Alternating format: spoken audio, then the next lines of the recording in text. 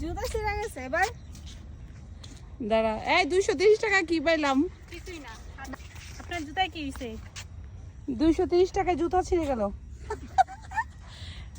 Total আমরা 230 টাকা করে ঢুকে আমার জুতা ফ্রি। এখন আমার গাড়িতে জুতা নেবে, হাঁটবেন কেমন? খালি পায়ে হাঁটবো। এটা কি হইলো? 230 টাকা কিছুই পাইলাম না, জুতাটা ছিঁড়ে ফেললাম। ঠিক না? এখন কি করবেন? এই যে ওরা আনাইছে আমারে, তো এত হাঁটতে হয় বললি না কেন? আমি জুতা ছিঁড়া লাইলাম। আমি তো প্রথমবার আইছি। চল গাড়িতে যাই নিয়ে তোর কেস কর। ওর জুতা লাগবো না, বাবু মানুষ লামিয়ানটা নেন, ওটা লাগবে। কিসের জন্য আমি আসলাম? জুতা খোলা একজনের তো যে কোনো। আমি আপনি তো গাড়িতে রাখছে নিয়ে কি? তারপর আবার 250 টাকা দিয়ে ঢুকবা কেন? কেন আবার 250 টাকা ঢুকবা কেন? আবার ঢোকা লাগবো? হ্যাঁ টিকিট জমা দিয়েছি না? টিকিট জমা দিচ্ছ না এখন?